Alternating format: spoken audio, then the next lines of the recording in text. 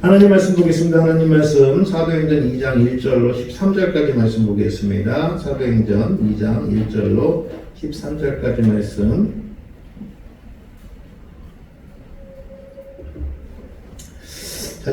찾으셨으면 우리 함께 합독하겠습니다. 사도행전 2장 1절로 13절까지 말씀입니다. 같이 보겠습니다. 오순절 날 이듬해 그들이 다같이 한 곳에 모였더니 후련히 하늘로부터 급하고 강한 바람 같은 소리가 있어 그들이 앉은 온 집에 가득하며 마치 불의 혀처럼 갈라진 것들이 그들에게 보여 각 사람 위에 하나씩 임하여 그들이 다 성령의 충만함을 받고 하기 시작한다. 그때에 경건한 유대인들이 천하 각국으로부터 와서 예루살렘에 머물러 있더니 이 소리가 나매 큰 무리가 모여 각각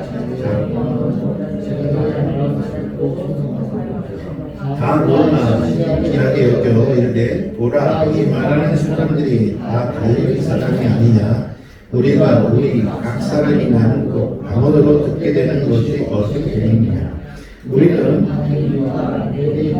엘람과 또 어디서부가 오느냐 유다와 갑바도기와 본도와 아시아 부르기아와 밤빌리아 애국과 및 구레네에 가까운 고발부터 온 나그네 곧 유대인과 유대교에 들어온 사람들과 그레네인과 아라비아인이라 우리가 다 우리의 각 언어로 하나님의 큰 일을 말함을 듣는구나 하고 다 놀라며 당황하여 서로 이르되 이 어찌된 일이냐 하며 또 어떤 이들은 조롱하며 이르되 그들이 세술에 취하였다 하더라. 아멘. 우리가 계속 그 예수님의 자기 선언 7가지를 계속 이제 설교를 하는 중에 그 이제 당회를 이제 딱 한 달 남겼어요. 그래서 기도하는 중에 당회 준비를 좀 해야겠는데 그래서 대부분의 이제 교회들이 이 시기에 설교, 목사님들 설교가 대부분 교회론이 참 많습니다. 왜냐하면 이 당회가 굉장히 중요해요. 이 당회를 당회가 시작으로 이제 당회, 강의경 구역회, 또 이제 지방회, 또 연회, 총회 이런 회가 계속 있는데 여러분들이 이제 우리가 이제 이 개체교회에서 이제 같이 할 수 있는 회의는 이제 당회가 되어지고 감리교로 그래서 이제 그 당회에서 사실 구역회 임원들이 뽑히면 대표들이 뽑히면 그 구역회 대표들과 또 감리사님이 또 오셔가지고 회의를 진행하는 구역회라는 게 있어요. 그래서 구역회가 또 되어지면 또 그 구역회에서 그 대표들이 지방에 가서 지방에서 또 회의를 하고요. 그 지방에서 또 연회 대표를 뽑아요. 연회 대표를 뽑아서 또 연회에 가서 또 내년 4월에 또 회의를 하고 또 연회에서 또 뭘 총회 대표를 뽑아요. 총회 대표를 뽑으면 이제 10월 달에 총회를 하고 그래서 계속 회의가 있어요. 네. 이 당회라는 것이 어찌 보면은 절차상으로 보게 되면 이제 한 해의 시작이고, 근데 그래서 굉장히 중요시 생각하게 되어지고, 또 이제 회의 때마다 보게 되면 이 뭐라고 할까요? 꼭 그 회의에서 당에선 그런 게 없네요. 지방에 이상 넘어가면 자기 의견을 피력하시는 분들이 상당히 많아요. 그래가지고 뭐 그때부터 지방에 연회 뭐 이렇게 총회 가면은 막 거기서부터 이제 정치라는 게 교회 정치는 쌈질들 하고 뭐 이게 맞니 저게 맞니 뭐 따지기도 하고. 여러분 교회가 회의가 필요할까요? 성경적으로 보게 되면 교회는 회의가 필요가 없어요. 왜? 회의라는 것은 뭐죠?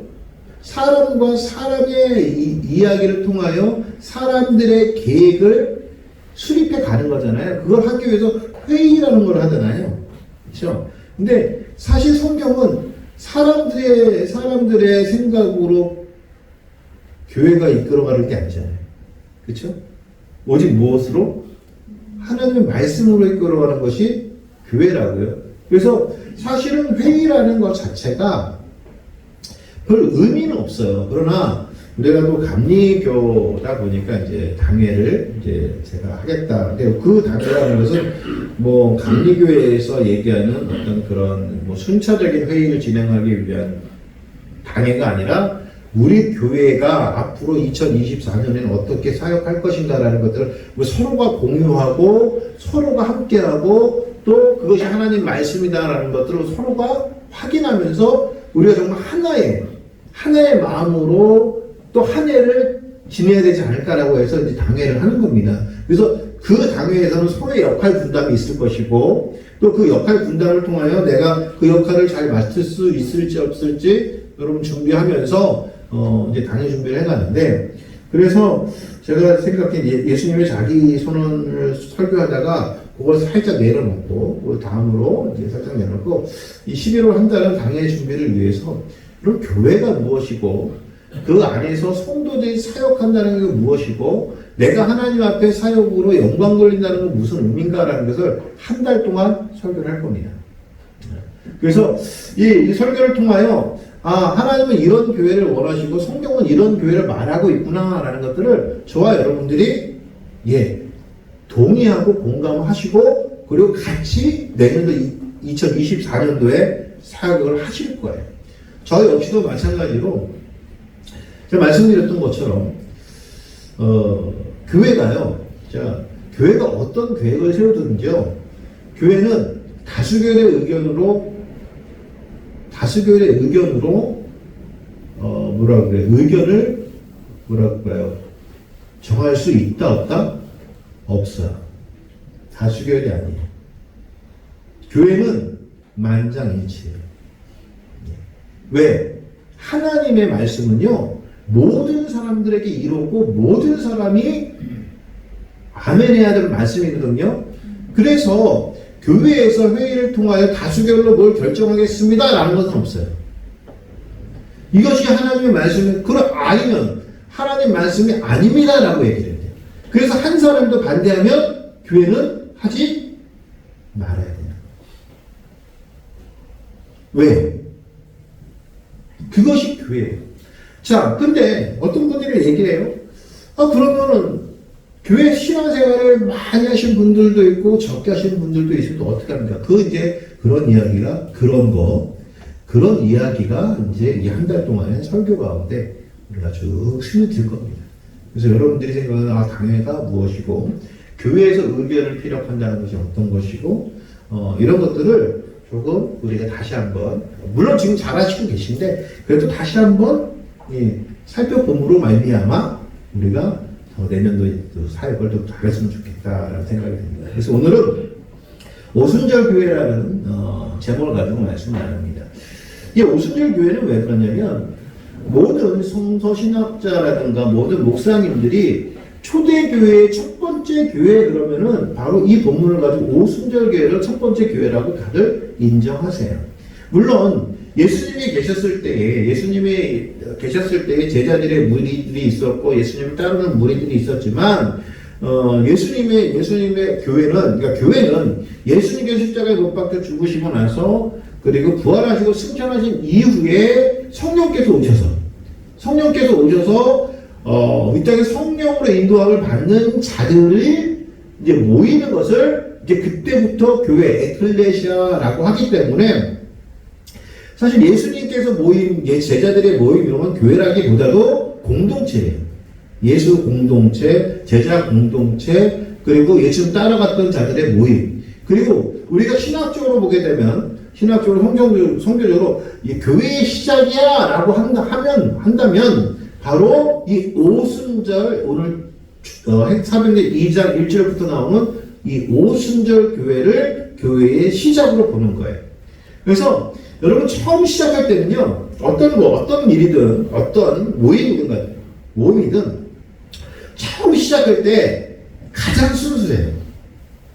그쵸? 여러분, 맞아요.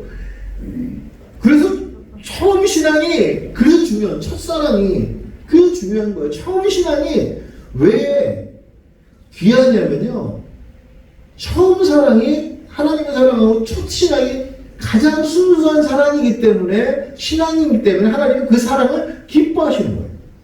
그래서 계시록 2장의 말씀에 보게 되면 에베소 교회의 이야기가 나오잖아요. 근데 에베소 교회가 하나님께 사랑하시는 7교회 중에 한 교회인데, 에베소 교회가 하나님 예수님께 칭찬받은 모습도 있지만 또 책망받은 부분도 있어요. 근데 에베소 교회에 책망받은 부분이 뭐죠? 내가 첫사랑을 잃었다는 거예요. 네가 첫사랑을 잃었는데 첫사랑을 회복해라 라고 말씀하는 거예요. 에베소 교회가 첫사랑을 회복했을까요? 첫사랑을 회복하지 못했어요. 그래서 에베소 교회는 없어졌어요. 자, 왜 그럴까요? 예, 처음 것이 가장 순수해요. 저 우리 아내하고 만났을 때도요, 처음에 되게 순수했어요. 그렇죠? 싸움이 없어요, 순수하면. 왜? 해주고 싶은 거 다 해주고. 다 그러잖아요, 여러분. 저만 그런 거 아니잖아요. 근데 결혼하고 10년, 20년 지나면 그때부터 뭐가 생겨요? 내 생각도 좀 생기고, 내게 이익이 될까, 불리하게 될까 그러다 보니까 뭐가 돼요? 싸움이 되는 거예요. 여러분, 연인 관계에서는 절대 싸우지 않아요. 티격태격이지. 그렇죠? 티격태격인데, 연인 관계는 티격태격이지 절대 싸움이 아니에요. 그런데 결혼하면 싸움이 되니까요. 그때부터. 이게 왜 그럴까요? 순수함을 잃어버렸기 때문에 그런 거예요. 믿음도 마찬가지로 교회도 마찬가지예요. 여러분, 우리 교회가 가장 순수했을 때가 언제인 줄 아십니까? 김웅기 목사가 개척을 하고 가장 순수했을 때가 언제예요? 공사할 때 공사. 제가 우리 아내가 요즘에 저한테 그래요. 목사님 기도 좀 하시죠. 그 제가 한편으로는 내가 피곤해서 이 기도가 되나? 근데요, 오늘 선생님 오순절 교회를 이제 소개를 준비하면서 이제 가만히 옛날 생각을 하니까 예전에 여러분 이 교회 질 때요, 혼자서 아니면 후배 불러다는 거 다 했잖아요. 김세호 집사님, 주경리 집사님 아시잖아요. 이거 어떻게 서경 권사님도 아시잖아요. 그렇죠? 우리 그래서 예배 집에서 여기 공사판이고 그렇죠? 안에서 예배 드리고 그렇죠? 그때요 하루 12시간을 일하고도요 새벽 기도를 했어요. 정말 순수한 마음입니다. 하루 12시간 일하고도 말씀을 받다니까요. 근데 가만히 요즘에 보니까, 요즘 내 모습을 보니까 회개할 게 상통이더라고. 뭐냐면 피곤하다는 이유로, 일한다는 이유로 기도하지 않고, 기도 우리 아내가 기도 좀 하시죠. 기도 내가 왜 안 해? 나도 차 안에서 운전하면서 기도해. 그러면서 한편으로는 그게 기도인가? 가장 순수함을 가졌던 교회가 오순절 교회였다는 거예요. 그러면 이 가장 순수한 교회에서 교회의 본질을 한번 찾아보겠다. 첫 번째 뭐냐면 모였다는 거예요. 모였다. 다 같이 모였다.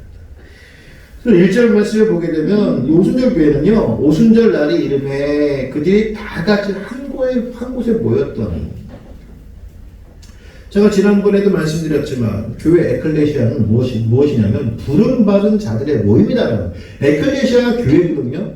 교회는 누구냐면 부름받은 자들의 모임이에요. 근데 여기 중요한 것은 뭐냐면 우리는 자꾸만 초점을 어디다 맞추면 교회는 부름받은 자들에 맞춰요. 그렇죠? 그러니까 하나님께 우리는 부름받은 자들이야, 하나님께 부름받은 자들이야 라고 하지만 그 초점을 조금 옆으로 옮기면 무엇이다? 모임이라는 거예요. 여러분, 하나님께 부름받은 자들이 모이지 않은 교회가 아니라는 거예요. 나홀로 교회가 있을 수 있어요? 없어요? 없어요. 자, 그럼 교회가 부름받은 자들의 모임이니 여러분, 교회는 그래서 자꾸 모이셔야 되는 겁니다. 정말 귀한 교회는, 정말 아름다운 교회는 교회의 몸이 많은 교회예요. 야, 저 사람들은 뭐 세상에 할 일 없어 맨날 교회 가서 저짓하고 있냐고. 그게 아니라 교회는 자꾸만 모일수록 그 교회가 더욱 더욱 아름다운 교회가 된다는 말씀이에요. 여러분, 또 교회는 성경적으로 제가 세 가지라고 말씀드렸어요. 세 가지를 교회라고 말한다. 첫 번째는 무엇이면 교회가 교회다. 이 모임이 교회입니다. 그렇죠? 두 번째는 뭐다? 가정이 교회라고. 가정이 교회다라는 말씀을 드렸어요. 그래서 가정도요, 자꾸만 모이셔야 돼요. 가정도 자꾸만 모이셔야 그 가정에 정말 화목이 되어지고 하나님 사랑이 나눠지는 것이지, 모이지 않으면 안 돼요. 제가 요즘에 우리 아버지 어머니한테 잘 찾아가질 않아요. 왜 잘 찾아가지 않냐면은, 뭐 이유는 없어요. 그냥 우리 아버지 어머니는 그냥 내가 찾아가지 않아도 그냥 괜찮으실 것 같아. 전화를 가끔 하고 그러는데, 우리 애들이 그래요. 아빠는 불효자야. 우리 집안이 그래요. 아빠는 불효자야. 왜 할아버지 할머니 안 찾아가? 찾아가야지. 가야지. 그럼 사실은 오늘도 이제 예배 끝나고 가려고 했더니 갑자기 후대 목사님 만나자고 해서 오늘도 못 가요. 아시죠? 여러분, 제가 말씀드리는 건 뭐냐면, 가정이 서로가 바쁘다 할지라도 가정은 자꾸 모여야 돼요. 또 세 번째는 뭐예요? 내가 교회인 거예요, 내가 교회예요. 그럼 나 자신을 어떻게 모아야 된다는 얘기죠. 무엇을 모아요? 하나님의 믿음을 자꾸만 모아야 된다는 얘기예요. 자, 더불어서 말씀드립니다. 모여야 되는 것이 교회인 거예요. 그래서 모이세요. 여성교회가 모이고 남성교회가 모이셔야 됩니다. 여러분, 회장이라는 그 임무는 어떤 임무인 줄 아십니까? 교회에서 잘 모이게 하는 임무예요. 회장님이나 총무님이나 그 회에서 어떤 가진 임원들은 그 회가 잘 모이게 하게끔 하는 것이 그들의 사역이라는 말씀이에요. 여러분, 무슨 교회에 뭐 회장 됐다고, 남성교회 회장 됐다고 어깨 피고 다니고 남들한테 무슨 그런 거 아니잖아요. 그 회장님들은 뭐 내년도에 어떤 분들이 뭐 회장이 되고 어떤 분들이 부장이 될지 모르겠지만, 그분들은 뭘 해야 돼요? 자꾸만 모이게 만들어야 되는 거예요. 식사도 같이 하고 차도 같이 하고, 그 모임을 만들 수 있는 사람들이 우리라고요. 왜? 우리 교회가 작기 때문에 일당 100 해야 돼요. 그렇죠? 이분이 회장하게 되면 이분이 총무해야 되고요. 또 이분이 뭐 해야 돼요? 뭐 봉사부장 해야 되고, 이분이 이 선교부장 해야 되고, 예배부장 해야 되고, 다 하나씩 해야 돼요. 그러면 우리는 그 부장이 모이라면 다 모여야 돼요. 이분이 모이라면 모이고, 저분이 모이라면 모이고, 부원은 다 똑같아. 내년도에 모임이 많아졌으면 좋겠어요. 또 시간이 없어요. 그렇죠? 여러분, 시간이 없다고 그러잖아요. 시간이 없으시잖아요. 일하시다 보면 피곤하셔서.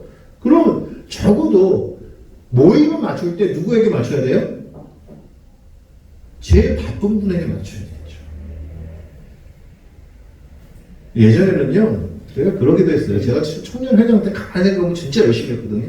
청년회장 때 너무 바쁜 친구가 있어서, 왜 바쁜지, 이 친구는요, 서울대 의대를 다니는 친구였어요. 근데 이 친구는 방학도 없어요. 병원에서 계속 인턴하고 레지던트하고 막 이렇게 바빠요. 그럼 어떻게 해야 돼요? 이 친구 만나려면? 가야죠. 어딜 가요? 서울대 의대 병원 뒤에 가가지고 제가 삐삐 쳐요. 경훈아, 정문이나. 그러면 수술 중이면 답도 없어요. 내가 수술 나 지금 수술 끝나면. 여러분, 그러기 위해서 대학로에서요 2시간을 기다린 적도 있거든요. 여러분, 그런 거 혼자 가요? 회장 혼자 가게 되면 여러분, 이게요, 교회 모임이 아니에요. 어떻게 해야 돼요? 다 끌고 가야 돼요. 누구를? 친구들. 그 친구 만나기 위해서 다른 친구들을 다 그럼 그 친구들은 다 어떻게 해요? 물어봐야죠. 야, 이날 경훈이 만나고 싶은데 너 시간 되냐? 나 좀 맞춰라. 야, 우리 경훈이 바쁘니까 우리 거기 맞춰야 되지 않냐?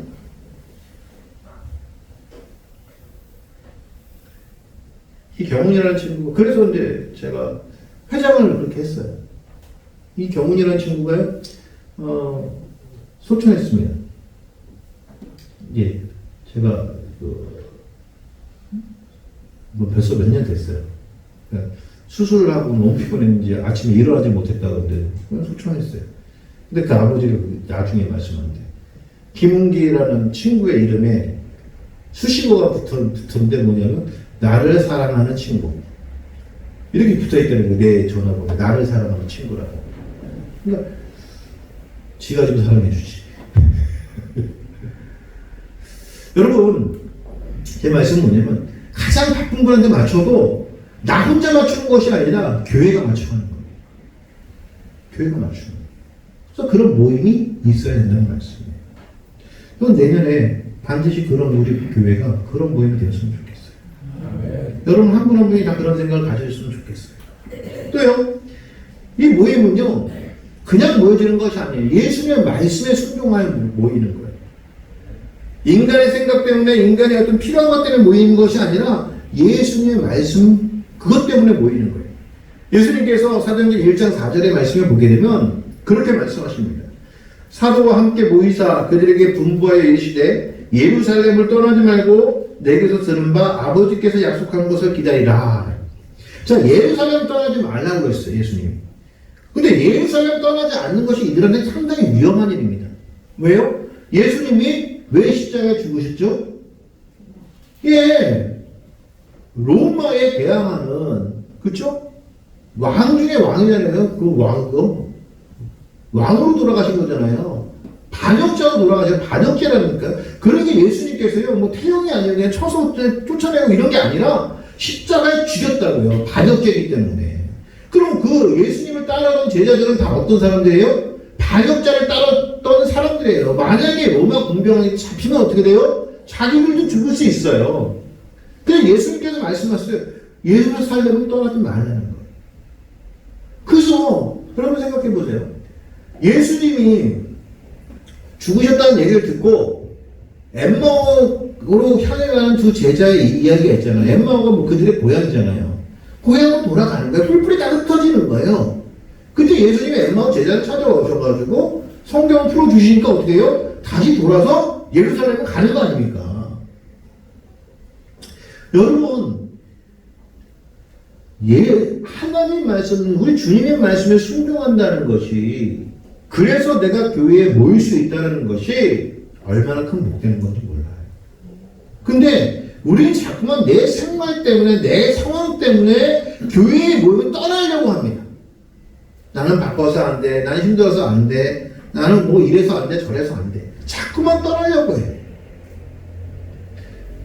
그 요즘에 또 세상이 좋아졌어요. 그래가지고 무슨 뭐 인터넷 가지고 뭐 예배를 드린다. 어떤 목사님은 유튜브 예배를 드려가지고 무슨 예배 아닙니다. 그거 교회 아닙니다. 또 어떤 분은요, 제가 이런 얘기를 후배 목사님이 무슨 떠는 문자를 잘못 보낸 것 같아요. 저한테. 추수감사 예물은 계좌로도 받습니다. 여러분, 예물 계좌로 보내는 거 아닙니다. 그게 뭐야? 그것도 나한테 보내. 잘못 보냈겠죠? 그렇죠? 아니에요, 여러분. 오늘 박대순 권사님이 어저께 전화 오셨어요. 목사님, 제가 오늘 이제 11조 하시는 날이래요. 전 몰랐어요. 11조 하는 날인데, 제가 교회를 못 나가서 11조를 좀 드려줬으면 좋겠습니다. 라고 연락이 왔어요. 제가 받으러 갔을까요? 안 갔을까요? 저한테 받으러 가는 게 유리할까요? 안 유리할까요? 안 유리하죠. 저는 성경을 선포하는 사람은 성경대로 해야 돼요. 그래서 오셔서 하시는 게 좋을 것 같습니다. 안 받으러 갔어요. 여러분, 박태동 권사님 여기서 걸어가도 5분 가요. 그 목사가 안 가고 싶어서 안 갔습니까? 아니에요, 그렇지 않아요. 예물은 계좌로 보내는 것이 아니라 나와 드리는 겁니다. 나와서. 그렇죠? 예전에 우리 인치선 집사님 저 지방에서 못 올라오실 때는요, 계좌로 몇 번 보냈어요. 근데 그때 제가 몇 번을 집에 올라와서 하세요, 올라와서. 그런데 자꾸만 불편하신 것 같아서 계좌번호를 가르쳐 드린 적은 있어요. 그러나 그거 본질이 아니에요. 그건 본질이 아니에요. 분명히 나오셔야 돼요. 제가 말씀드린 건 모여야 된다는 거죠. 누구의 말씀에 순종하여? 예수님의 말씀에 순종하여 모이는 거예요. 그래서 예배는 목사의 개인적인 것은 아니에요. 그러면 안 돼요. 또, 세 번째, 마지막 이 모임은 오순절 날이기 때문이에요. 근데 오순절 날이 뭐냐? 여러분, 예배하는 날이에요. 레위기 23장 21절 말씀에 보게 되면 오순절을, 이 77절, 그리고 이 초막절을 지내는, 오순절, 초실절을 지내는, 초실절과 맥추절에, 이 맥추절이 오순절이거든요. 맥추절에 관한 이야기가 뭐냐면, 이날에 너희는 너희 중에 성회를 공포하고 어떤 노동도 하지 말지니 이는 너희가 그 거주하는 각처에서 대대로 지킬 영원한 규례라 라고 말씀합니다. 이 말씀은 뭐냐면 이 오순절은요 왜 모이냐면요 예배 때문에 모이는 거예요. 예배 드리기 위해서 모여요. 여러분 그래서 교회가 예배가 빠지면 안 되는 거예요. 그래서 내년도에는 예배의 모임을 조금 강화하려고 합니다. 우리 나 기침하는 타이밍이 예배를 중심으로 모일 거예요. 그래서 여러분 제가 이런 말씀 드리는 게 뭐냐면 오순절날 모여서 성령 받았어 중요해요. 근데 그들이 왜 성령을 받았는 줄 아십니까? 오순절날 모였기 때문에 성령을 받는 거예요. 하나님의 은혜가 왜 받는 줄 아십니까? 모이기 때문에 받는 거예요. 근데 그 모임 목적이 뭐다? 예배라는 거예요. 예전에 제가 뭐라고 그럴까요? 이 교회에 컨설팅 한다는 목사님을 만났어요. 교회를 컨설팅 한대요. 여러분 생각해 보세요. 벌써 웃으시는 분들은 알아요. 그 교회가 어떤 교회인지. 근데 생각해 보세요. 내가 이제 그게 부자가 붙는 목사였으니까 내가 가만히 있었지. 그럼 하나님의 교회는 누가 만들어 가시는 거예요? 하나님이에요. 근데 인간이 컨설팅 할 수 있어요? 컨설팅이란 뭡니까? 뭐가 잘 될 수 있도록 가르쳐 주는 거잖아요. 그렇잖아요. 근데 하나님의 교회가 완전해요? 불완전해요? 완전하잖아요. 하나님 교회는 교회라는 이름 자체로 완전한 겁니다. 근데 그것이 부족하다라고 생각하고 컨설팅 한대요. 그러면 컨설팅 받고자 하는 분은, 목사님은 우리 교회가 하나님께서 만드신 교회인데 완전하다는 거예요? 안 완전하다는 거예요?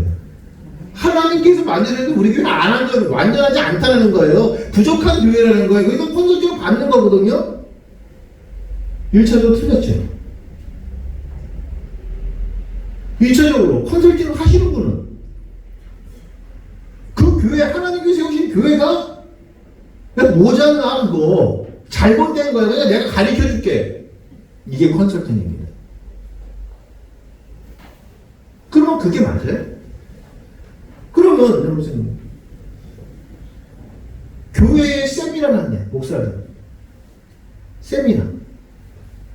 그 세미나 가면 있잖아요. 저는 목회 진짜 못하는 목사들. 목을 받고 칠때 말아요.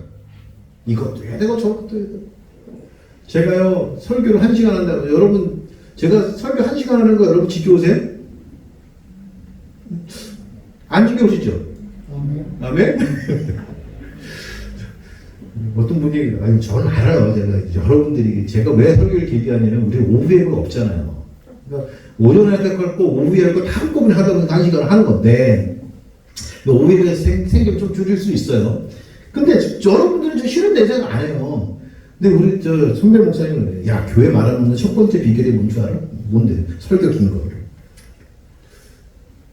저는 그분 설교해 보게 되면 그분 3주 설교를 한 주에 하고 있어요. 제가 왜 이런 말씀 드리냐면요. 왜 이러겠어요? 그 컨설팅 하는데 모임 자체를 무엇으로 만드는? 취미생활로 모이려는 거예요. 소그룹을 만드는데, 목장을 만드는데, 취미생활로 만들래. 그래서 뭐 영화를 좋아하는 사람은 영화 취미로 만들어주고 소그룹을 활동을 하려는 거예요. 또, 운동을 좋아하는 사람은 운동도 좋아하는 사람들끼리 모아가지고 소그룹을 해줘. 낚시를 좋아하는 사람은 낚시 목장을 만들어서 소그룹을 해줘요.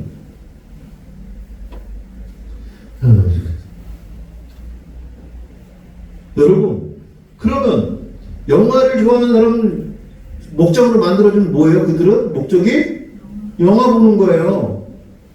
운동 좋아하는 사람들 만들어주면 뭐예요? 맨날 가서 운동만 한다니까요. 무슨 축구 선교가 여러분 축구 선교라고 해서 축구가 선교가 됩니까? 축구 축구 선교회는 제가 좋아하는 목사님 축구 선교회가 선교가 되더라고.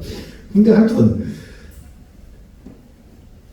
낚시 좋아하는 분들 모이면 낚시 가지 예배 오겠어요? 제가 말씀드리는 건 속으로 좋아요. 잘 모여야 돼. 근데 뭐 때문에 모여야 돼? 예배 때문에 모여야 돼요. 예배가 본질이어야 된다. 그래서 오순절 교회의 모임은요, 무엇으로 생겼어요? 예수님 말씀에 순종한 자들이 예배하기 위하여 생긴 모임이 오순절 교회의 모임이라고요. 그게 교회라고요. 사랑하는 성도 여러분, 본향교회가 우리가 그런 교회 되길 주의 이름으로 축원합니다. 여러분이 그런 믿음 갖기를 주의 이름으로 축원합니다. 두 번째는요, 이 교회는 다 성령의 충만함을 받을 때. 여기 말씀해 보면 4절 말씀에 보면 그들이 다 성령의 충만함을 받고 성령이 말하게 하심을 따라 다른 언어들로 말하기를 시작했다. 여기 보게 되면 그들이 다 성령의 충만함을 받았다라고 할 때 그들이 다라는 단어가 파스라는 단어입니다. 파스. 파스. 붙이는 거죠. 파스. 헬라어로 보게 되면 이 파스는요, 모두라는 뜻이에요. 모두. 그들이 다라는 얘기는 거기에 있는 모든 사람들이 다 무엇을 받았다는 거예요? 성령을 받았다는 거예요. 여러분, 본향교회 성도 모두가 다 성령 받은 자들입니다. 아멘? 성령 받은 거예요. 그래서 성령은요, 교회에 선별적으로 내리는 게 아니에요. 교회에 성령이 내리면 모든 성도들이 다 받는 것이 성령이라는 말씀이에요. 그런데 여기 보게 되면 제가 그들이 다 성령을 받아라고 충만히 받는 거죠. 충만히 받아. 근데 이때부터 성도의 삶에 대해서 말씀드리려고 해요. 그러니까 우리 다 이미 다 성령 받은 자들입니다. 그럼 우리가 그 뒤에 거를 초점을 맞춰야 되잖아요.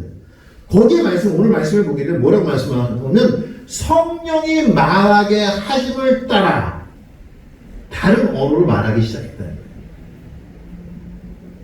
거예요. 여러분, 교회에서 우리가 의견을 얘기하고 우리가 이야기를 풀어가는 방식은요, 세상의 내 경험이 아니에요.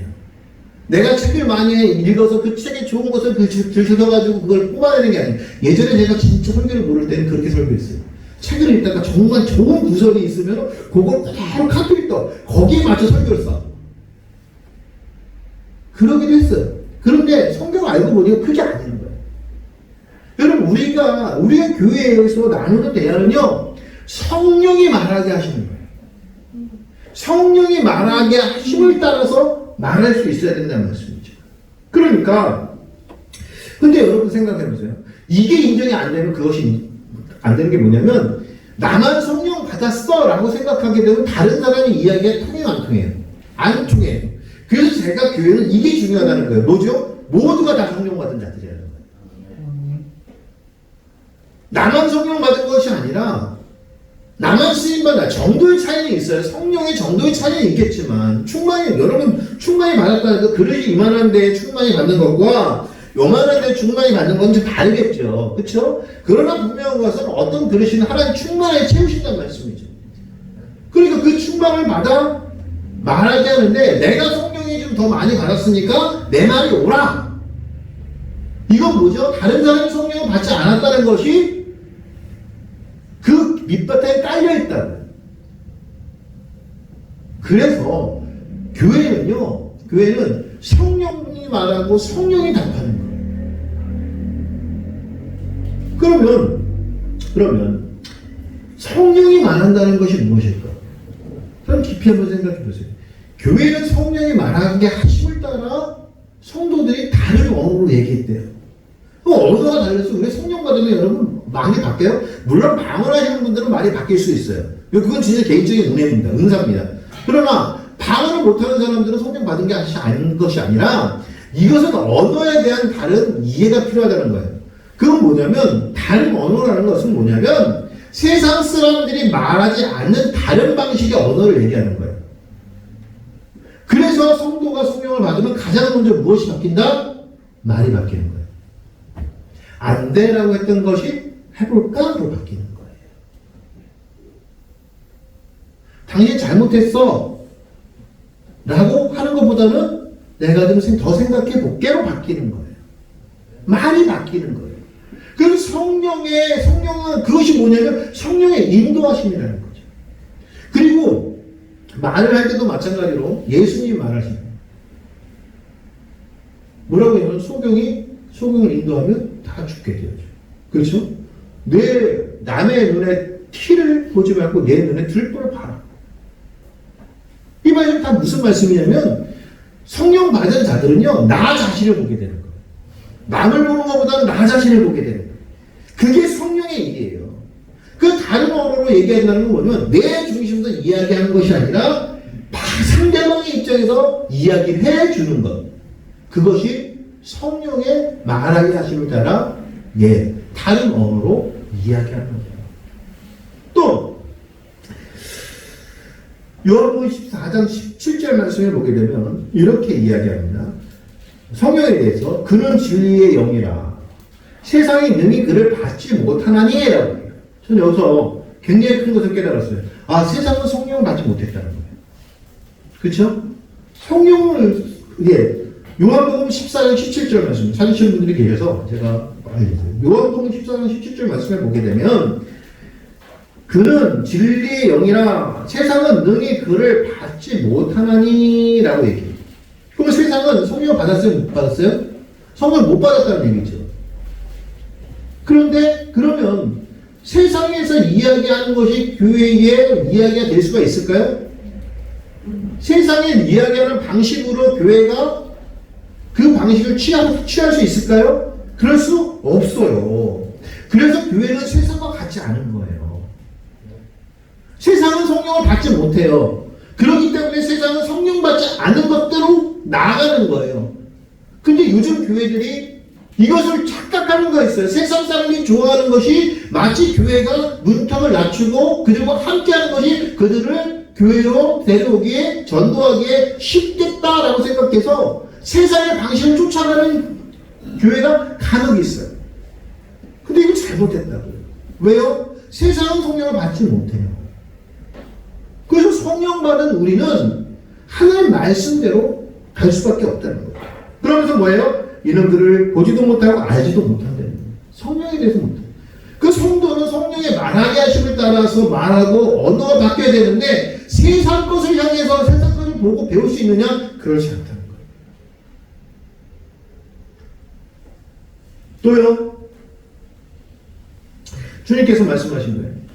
요한복음 16장 7절 말씀에 보게 되면 그러나 내가 너희에게 실상을 말하니 내가 떠나가는 것이 너희에게 유익이라. 내가 떠나가지 아니하면 보혜사가 너희에게로 오지 아니할 것이요 가면 내가 그를 너희에게로 보내리라. 그래서 성령이 보혜사잖아요. 우리를 보혜사가 돕는 분이라는 거죠.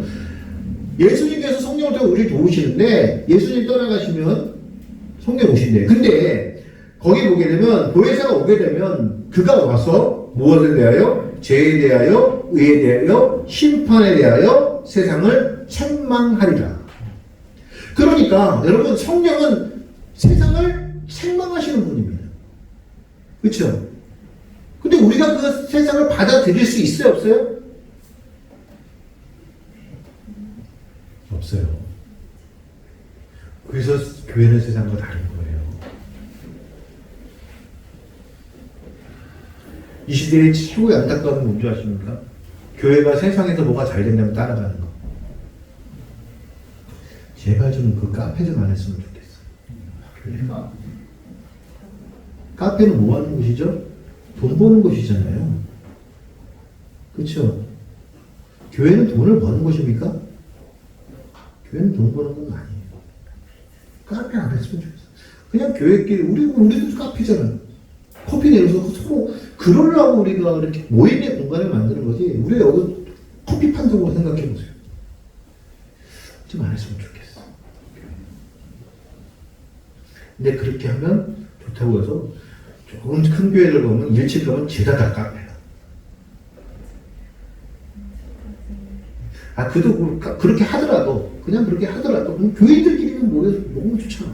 근데 또 교인들이 아니라 세상 사람들이 와야 돼. 그러니까 어떻게 돼요? 그러다 보니까 음료수값이 책정이 돼.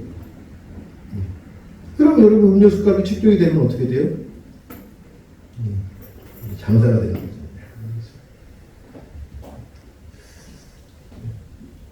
아무튼 그래요. 일하는 것과 교회가 장사하는 건 다른 거예요.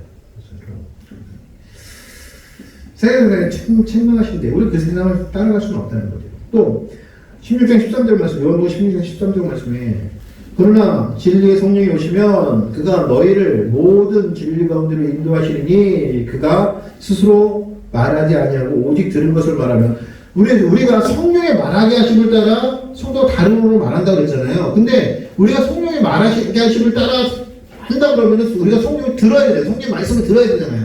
근데 그가 자기 얘기를 하지 않는다는 거예요.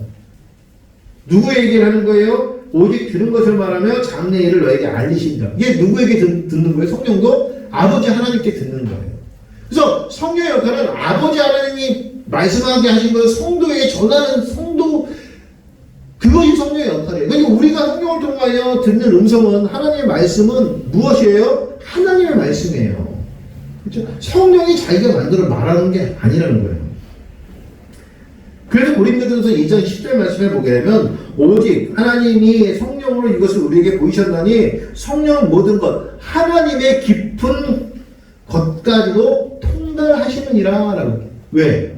하나님께서 말씀하시는 대로 성령을 우리에게 전해주시니까 하나님의 깊은 것까지도 성령을 통달하시니까 우리는 하나님의 깊은 것을 알 수 있다는 말씀이죠. 그래서 언어가 바뀌는 거예요. 세상적인 언어가 아니라 신앙적인 언어로 바뀌게 된다는 거죠. 저는요, 내년도 우리 성도들이, 이번 주부터 우리 성도들이 정말 언어가 바뀌었으면 좋겠어요. 세상적인 언어가 아니라 정말 저 하나님의 언어가 무엇인지를 좀 깊이 생각해보고 성경에서 성도의 모습이 어떤지를 깊이 생각해보면서 내가 무엇으로 얘기할까, 어떻게 대답할까, 내가 어떻게 질문할까를 정말 한번 심사숙고했으면 좋겠다는 생각이 듭니다. 마지막 세 번째는요, 하나님의 큰 일에 대해 말했다는 거예요.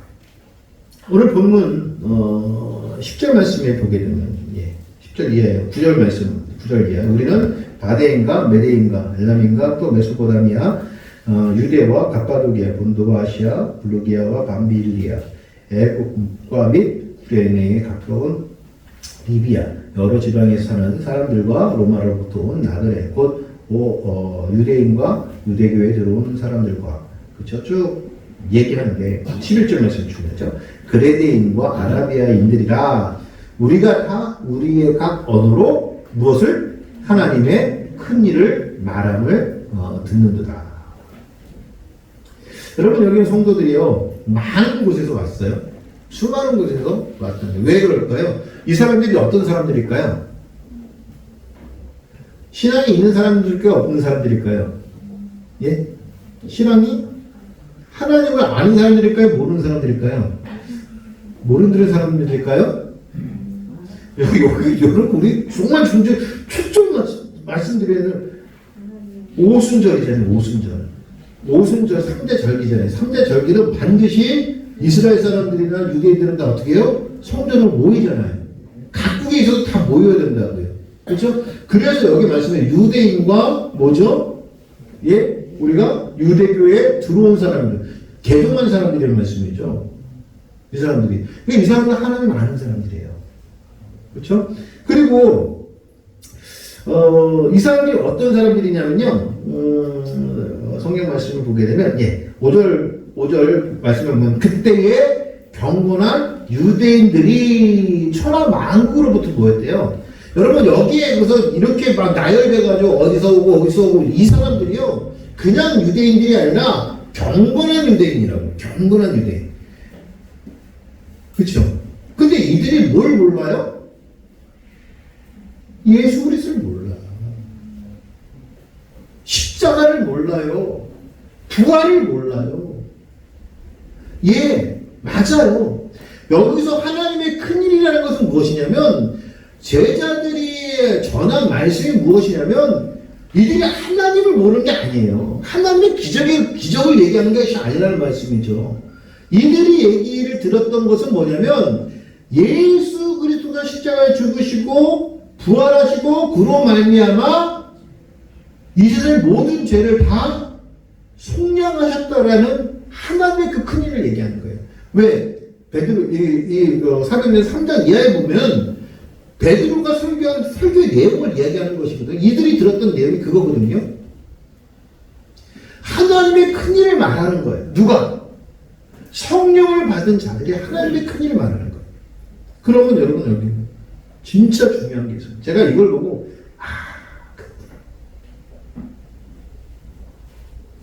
제가 왜 그렇구나 말씀드리면 교회를 다니면서도 하나님의 큰 일을 모르는 사람이 있을까요? 없을까요? 있어요.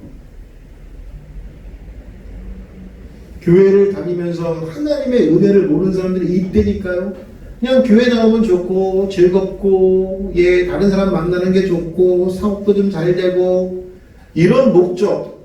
아니 처음에는 하나님 만나는 게 좋아서 나왔는데 사람들을 만나다 보니까 하나님은 뒷전이고 그게 더 좋은 사람들이 생겨요. 저도 경험했다니까요.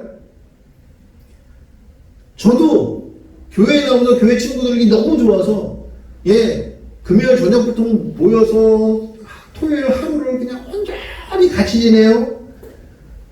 주일날 만나면 어떻게 피곤해. 그럼 주일날은 예배 시간은 잠자는 시간이야. 그러니까 저는 너무도 귀한 장로님이 어떤 장로님인지 아십니까? 기도 오래 하시는 장로님. 왜? 예배 시간 중에 본격적으로 눈 감고 고개 숙여도 아무 말 안 하는 시간이 기도 시간이잖아요. 우리 장로님 오늘 기도 오래 했으면 좋겠다. 예배하고 상관없어요. 그런 신앙인들이 여러분 없다고 생각하십니까? 그러면 우리가 1차적으로 전도에 대해서 대상은 누군가라는 게 딱 나왔어요. 제가 여기서 하나를 깨달은 게 뭐냐면 전도는 세상에 나가서 예수 그리스도의 십자가를 부활을 소개하는 것도 전도지만 오늘 말씀처럼 성령 받은 주의 제자들이 진짜 예수 그리스도를 모르고 십자가를 모르고 부활을 모르는 신앙인들에게 온전한 부활과 온전한 십자가의 은혜를 가르쳐 주는 것도 전도다. 왜? 이들은요 하나님의 이 큰 일을 몰랐어요. 그러나 예배는 왔다니까요. 제사는 드렸다니까요. 교회는 왔다니까요. 성전에는 왔어요. 그래도 온전히 하나님 뜻이 무엇인지를 몰랐어요. 그런 자들에게 하나님의 큰 일들을 말할 수 있는 교회가 되야겠다. 내년도에는요, 일명 제가 목회 계획을 지금 세우고 있는데 내년도에는 하나 잃은 영 찾기. 그게 뭐예요? 예전에 신앙생활을 제대로 했는데 지금 제 신앙생활을 안 한다든가. 근데 신앙생활을 하는데도 지금은 온전한 신앙생활을 못 한다든가 하는 분들을 기도하면서 좀 찾아보고 권면하고 꼭 우리 교회로 오라고 하는 게 아니에요. 권면하고 온전한 신앙을 가질 수 있도록 그렇게 하는 것이 좋겠다. 그래서 먼저 그게 누가 돼야 된다? 우리가 돼야죠. 우리가 돼야죠. 우리가 정말 하나님의 큰 일에 대해 확고하게 알고 있어야 전할 수 있지 않습니까? 그런 사역을 좀 하려고 합니다. 여러분들 기도해 주시고요. 이 사역에 동참해 주셔야 돼요. 왜? 여러분들이 다 그 사역을 감당하는 오늘 제자들과 같은 자들이니까. 그래서 더 예수 그리스도의 십자가를 더 알게 하시고 또 부활을 알게 하시고 해서 내가 보니까 저분은 이 은혜를 잃어버린 것 같아. 십자가의 은혜와 부활의 은혜를 잃어버린 것 같아. 그럼 그분에게 와서 십자가의 은혜와 부활의 은혜를 전하면서 정말 그분이 회복될 수 있도록 해주는 거. 그런 부분들. 또 나아가서는 오늘 말씀을 보게 되면 선교가 무엇인가라는 것도 나와요. 여기에 보면 한 지역이 아니잖아요. 여기 보게 되면 그렇죠. 여기 보면 메데, 바데, 메데, 엘람, 메소포타미아 뭐 이렇게 지도를 다 찍어보니까요. 이게 둥글게 이렇게 예수 살기 때문에 이렇게 둥글게 이렇게 되더라고요. 그래서 전 세계. 그래서 본향교회는 앞으로 전 세계에 진짜 예수 그리스도의 십자가와 부활을 전하는 그런 교회가 되야겠다. 그 일에 우리가 쓰임 받았으면 좋겠다는 생각이 듭니다. 그래서 오순절 교회 여러분 오늘 진짜 짧게 하려고 이렇게 조그맣게 했는데 더 길어진 것 같아요. 아무튼 우리가 말씀 길고 짧은 게 문제가 아니잖아요, 그렇죠? 여러분 우리가 듣고 은혜 받느냐 안 받느냐 문제잖아요. 그래서 저는 오늘 이 말씀을 통해 오순절 교회 그 첫 번째 교회가 우리가 축구하는 본향교회가 되었으면 좋겠고 그리고 2024년도에 사역을 준비하면서 이 교회를 꿈꾸며 이 교회를 준비하는 그런 교회가 되었으면 좋겠다라는 생각이 듭니다. 오늘 말씀 기억하시고 정말 우리 이 오순절 교회의 성도들처럼 우리가 성령으로 듣고 말하고 또 하나님의 큰 일을 말할 수 있는 그런 믿음 갖는 저와 여러분 되시길 주의 이름으로 축원합니다. 기도하시겠습니다.